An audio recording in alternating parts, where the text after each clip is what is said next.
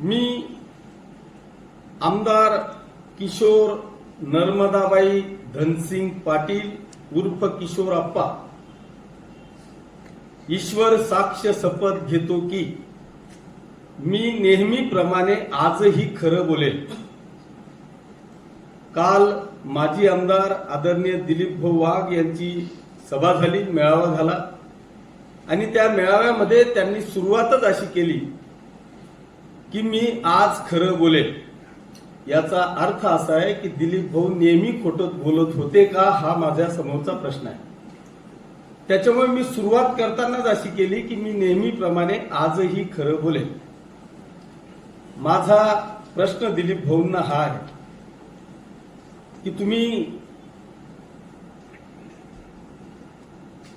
जे काही त्या ठिकाणी 1957 पासून माजी आमदारांची यादी वाचून दाखवली, त्या यादीमध्ये स्वातंत्र्य काळापासून कोणीच काही केलं नाही का? मग हे सगळं आमदारांनीच केलं का? मग हे पाणी कोणी अडवलं? माझा दिलीप भाऊंना सवाल आहे की आम्ही जे काम माननीय के.एम. बापू पाटील साहेबांनी केलं त्यांच्याबद्दल गौरवोद्गार हा नेहमीच करतो आणि भविष्यातही करणार आहोत। त्यांची आठवण म्हणून बहुळा नदीला बापू साहेबांच्या नावाने कृष्णा सागर म्हणून आपण त्या ठिकाणी नाव दिलं। त्या कृष्णा सागरच्या बोर्डाचं अनावरण करताना त्यांच्या धर्मपत्नी त्या काकूंना आणून त्यांच्या हस्ते त्या बोर्डाचं अनावरण केलं। त्याच्यामुळे ज्यांनी केलं त्याबद्दल आम्ही विसरूच शकत नाही। पण दिलीप भाऊ, आपल्याला माहिती असेल की अप्पा साहेबांनी त्याच बहुळा धरणाला होऊ नये म्हणून तिथे आंदोलन केलंय। त्या आंदोलनाचे साक्षीदार तुम्ही सुद्धा आहात। त्याच्यामुळे तुम्ही तरी विकासाच्या गप्पा मारू नये, तुम्ही तरी टक्केवारीची भाषा करू नये। जर विकासावर आणि टक्केवारीवर दिलीप भाऊ मी जर का तुमच्यावर बोलायला लागलो तर मला खूप वेळ लागेल। त्याच्यामुळे मी आज जास्त वेळ घेणार नाही।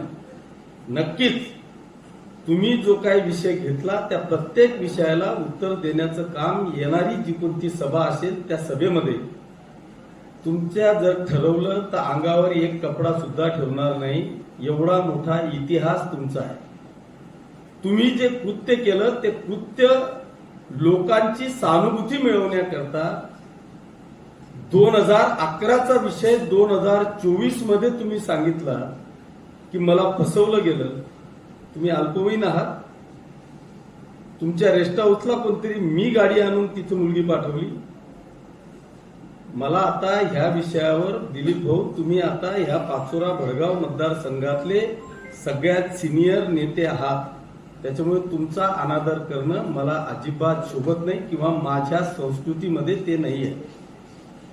तुर्तास मला जास्त बोलायला लावू नका। ज्या ज्या काही गोष्टी आहेत, तुमचं दुकान बंद झालं होतं, ह्या किशोर अप्पांनी तुम्हाला कृषी उत्पन्न बाजार समितीमध्ये महाविकास आघाडीचा धर्म पाळत मुख्य प्रशासक म्हणून नेमलं। तो जरी कार्यकाळ काढला ना तर तुम्ही खुर्चीवरच बसू शकणार नाही। त्याच्यामुळे माझ्या तुम्हाला शुभेच्छा आहे। आपण राजकारणात आहात, माझ्यापेक्षा अनेक सिनियर आहात, तुम्ही या, आपण राजकीय लढाई लढू। मी स्पोर्टमन आहे, स्पोर्टमनशिपने लढू।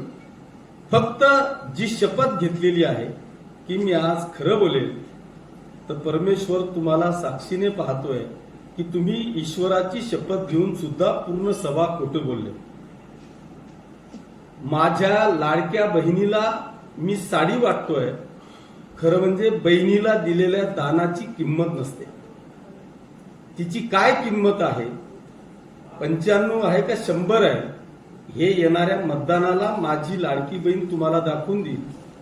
प्रत्येक लाडकी बहीण शपथ घेते आहे की मी मतदानाला जाताना हीच साडी घालेल आणि किशोरप्पाला मतदान करेल। त्याच्यामुळे तुमच्या पायाखालची वाळू सरकायला लागलेली आहे। त्याच्यामुळे दिलीप भाऊंनी निदान त्या लाडकी बहिणीवर तरी बोलू नये। याच्याकरता अरे पैसे अनेकांकडे आहेत, पण त्याच्याकरता दानत लागते आणि ती दानत आमच्यामध्ये आहे। आणि म्हणून आम्ही ह्या पद्धतीने प्रत्येक घरी लाडकी बहिणीला आमच्या परीने, आणि ते आज नाही, हा पाचोरा भडगाव मतदारसंघ मला आज नाही गेल्या 25 वर्षापासून ओळखतोय. या 25 वर्षापासून मी प्रत्येक वर्षी काही ना काहीतरी समाज उपयोगी कार्यक्रम करण्याचा प्रयत्न सातत्याने करत आलेलो. तुम्हाला फक्त घेणं माहिती आहे, तुमच्या आयुष्यात तुम्हाला देणं माहीत नाही. त्याच्यामुळे तुम्ही काचेच्या बंगल्यात राहून आमच्यावर दगड मारण्याचा प्रयत्न करू नका, नाहीतर तुम्हीच एकदा तुमच्या त्या दगडांनी तुम्हीच तुमचा दगड पायावर मारून घ्याल. तुर्तास एवढंच. जय हिंद, जय महाराष्ट्र. एक नंबर.